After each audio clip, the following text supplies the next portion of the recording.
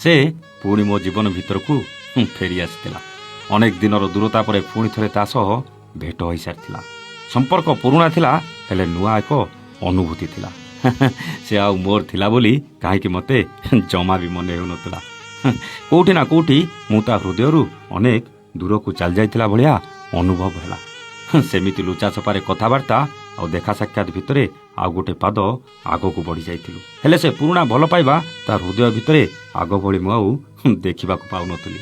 2 ବର୍ଷ ତଳର ବିଚ୍ଛେଦ ପୂର୍ବର ସେ ଭଲ ପାଇବା ଆଉ ଆଜିର ସେ ଭଲ ପାଇବା ଭିତରେ ଆକାଶ ପାତାଳ ଫରକ ଥିଲା। ସେ କେବେ ତା ଆଡ଼ୁ ମେସେଜ କରୁନଥିଲା, ସେ କେବେ ତା ଆଡ଼ୁ କଲ୍ ବି କରୁନଥିଲା।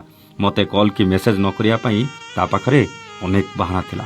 ହେଲେ ତା ସହ କଥା ହେବାକୁ ମୋର ସବୁବେଳେ ଇଚ୍ଛା ହେଉଥିଲେ ବି ମୋ ମନ କାହିଁକି ବେଳେବେଳେ ପଛେଇ ଯାଉଥିଲା। ସତରେ ସେ ମୋତେ ଆଗ ଭଳି ଆଉ ଭଲ ପାଉଛି ତ? ସତରେ ତା ହୃଦୟରେ ମୁଁ ଅଛି ତ? ନା କେବଳ ମୋ ମନ ରଖିବାକୁ ମୋ ସହ ସେ ସମ୍ପର୍କ ରଖିଛି? ମନ କହୁଥିଲା ନା ସେ ତୋତେ ଏବେ ବି ସେତିକି ଭଲ ପାଉଛି, ହେଲେ ମୋ ଅନୁଭବ କହୁଥିଲା ନା ସେ କେବଳ ତୋ ମନ ରଖିବାକୁ ଭଲ ପାଇବାର ଭଲ ନାଟକଟେ କରୁଛି। ମୋର ହୃଦୟ କହୁଥିଲା ଆରେ ନାହିଁ, ତା ହୃଦୟରେ ପ୍ରତିଟି ଧକ୍ ଧକ୍ ଭିତରେ କେବଳ ତୁ ଅଛୁ। ଆଉ ମୋ ଅନୁଭୂତି କହୁଥିଲା ନା, ଏସବୁ ତାର ମିଛ ନାଟକ ଥିଲା, କେବଳ ମୋତେ ଖୁସି କରିବା ପାଇଁ। ସତରେ ସେ ଆଉ କାହାର ହେଇଯାଇନି ତ? ପରେ ଜାଣିଲି ସେ ଆଉ କାହାର ହେଇଯାଇଛି। ସେ ଆଉ କାହାକୁ ମନ ଦେଇ ସାରିଛି। ତା ହୃଦୟର ସେ ଧକ୍ ଧକ୍ ଭିତରେ ମୋ ନାଁଟା ଜମା ବି ନାହିଁ। ସେ ଧକ୍ ଧକ୍ ଭିତରେ ଆଉ ଗୋଟେ ନାଁ ଯୋଡ଼ି ହେଇଯାଇଛି।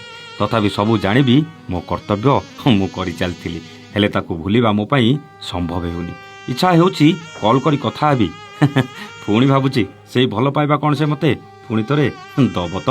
ସେ ପ୍ରେମ କ'ଣ ମୁଁ ତା ପାଖରୁ ଆଉ ପାଇବି ତ? ସେ କ'ଣ ସେମିତି ଆଉ ମୋ ସହ କଥା ହେବ ଯେମିତି ଆଗରୁ ହେଉଥିଲା? କେବେ କେବେ ମେସେଜ କରିଦିଏ କୋଉଠି ଅଛୁ, କ'ଣ କରୁଛୁ। ତା ରିପ୍ଲାଏ ବି ବହୁତ ଡେରିର ଆସେ। ବାସ୍ ସେଇ ରିପ୍ଲାଏରେ ସନ୍ତୁଷ୍ଟ ହେଇ ଫୋନ୍ କରିବାକୁ ମନ ଥିଲେ ବି ମନ ମାରି ଚୁପ୍ ରହିଯାଏ। ସେ ମୋ ପାଇଁ କ'ଣ ଥିଲା ସେ କଥା ତାଠୁ ବେଶୀ କେହି ଜାଣିନାହାନ୍ତି। ଆଉ ଏବେ ମୁଁ ତା ପାଇଁ କ'ଣ ଅଛି ସେଇଟା ବି ତାଠୁ ବେଶୀ କେହି ଜାଣିନାହାନ୍ତି। ଆଜ୍ଞା, ସମୟ ବଦଳିଲା ଭଳି ସେ ବି ବଦଳିଗଲା, ହେଲେ ମୁଁ ଜମା ବଦଳିନି।